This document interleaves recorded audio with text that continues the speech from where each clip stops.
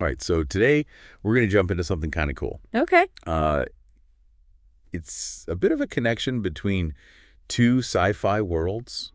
We're looking at how Doctor Who, the classic Doctor Who, how that show Yeah. actually sparked the characterization of Dr. Rodney McKay on Stargate Atlantis. Okay. Interesting. And you know how we like to get into these connections really thoroughly? Right. And I think we found a really interesting article Okay. that features David Hewlett himself Oh, cool. talking about this.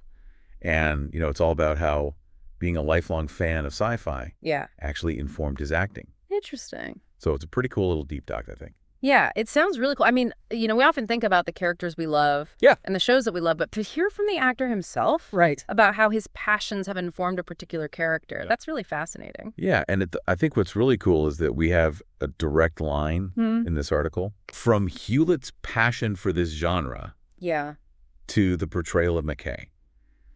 And I think a lot of times actors might see science fiction as a way to make money. Right, sure. But he clearly loves this stuff. Yeah, and that comes through in the article for sure. Absolutely. And right away you get this sense that it wasn't just a job for him. Okay. He straight up says, I grew up on science fiction. I love science fiction. Nice. And, so it's not just like, oh, this is a cool gig. No. This is actually something that's a part of who he is. It's in his blood. Yeah. And there's this detail about him as a kid. Okay. Making sci-fi films with his friends. Yeah. Using an 8mm camera. Oh, wow. That's pretty cool. That's hardcore. Yeah. I mean, that shows a real, active participation. Right. It's not just watching it on TV. Yeah. It's actually creating it. And that really shows a different level, I think. It's that real enthusiasm that we were talking about. Yeah. And the article makes it clear where that enthusiasm came from for him. Where's that? It all goes back to Doctor Who. Oh, okay. So you can really see how that show built this foundation for him. Yeah. I mean, that's a pretty powerful origin point, isn't it? It is. And he uses that foundation to build McKay. Interesting. He actually says Doctor Who is one of those things that have definitely influenced McKay as well. Wow. So that's a very direct link. Yeah, he's not shying away from it at all. Yeah. And what I find interesting is that he's very specific about which era of Doctor Who really stuck with him. Okay. He talks about the original Doctor Who, specifically mentioning John Pertwee and William Hartnell. The classics. Yeah, and thinking about those early Doctors. Yeah. I mean, beyond just them being the original, what kind of qualities do you think Hewlett picked up on? Well, he specifically mentions them being portrayed as kind of grumpy old men. Grumpy old men. And, when you think about McKay, I mean, Hewlett himself wasn't old at the time. Right. But McKay definitely has that grumpy energy. Oh, yeah, definitely. And I think that's a really key insight. Okay. Because it's not just about age, Right. It's about a certain way of being in the world. Yeah.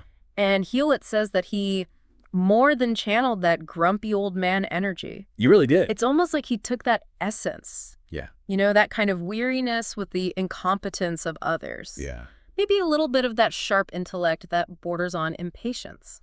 Oh, yeah. Which both of those early Doctors definitely had. Oh, yeah. But Hartnell often had that kind of, intellectual superiority mixed with a little bit of vulnerability. Right. Whereas Pertwee, could be really sharp-witted. Oh, yeah. And easily frustrated. Totally. And you can see echoes of both of those. That's the losing. I love that. It's fascinating how those early performances could have such a lasting impact. Yeah. And then show up decades later in a completely different character. Makes you wonder what other influences are out there. Right. What other little things might be shaping the characters we love. Absolutely. And speaking of the Stargate universe itself, this article does a nice job of giving us some context. Okay. It reminds us that Atlantis was a spin-off of SG-1. Right. Which was obviously a huge success story. Actually successful, yeah. And Atlantis ran for 5 seasons. That's a good run. Yeah, it really became a beloved part of their lineup. Yeah, absolutely. And it's cool to see how that creative energy from the Stargate world is still going strong today. Okay, how so? Well, the article mentions that Dean Devlin, who was a big part of the original Stargate film, and Jonathan Glassner, who was a writer and producer on SG-1, they teamed up for a new series called The Ark. Oh, wow. So the legacy continues. Yeah, it's really neat to see how those initial sparks of creativity can lead to ongoing storytelling within a genre. Totally. So if you're looking for some new sci-fi to watch. The Ark is coming back for season 3 in 2026. Wow, that's exciting. And the article mentions that you can catch up on the first 2 seasons. Okay. On Peacock. Awesome. So that's a good option for some more exploration. Definitely. And I think it highlights how science fiction as a genre, it builds upon itself. Creators are often inspired by what came before, but they're also forging new paths. Absolutely. It's a constantly evolving conversation. It really is. And to bring it back to Hewlett for a second. Okay. The article includes this funny little aside. Okay. Where he talks about wanting to play the Doctor someday. Oh, wow. And he specifically mentions regeneration. Of course. Which is a really cool concept. It is. It really highlights the transformative aspect. Yeah, and it shows his deep connection to the character. Absolutely. It's not just about a role he played. It's like he really wants to embody that mythology. It's that personal connection that we talked about. Yeah, exactly. And I think that says a lot. It does. Yeah. So just to kind of recap for everyone.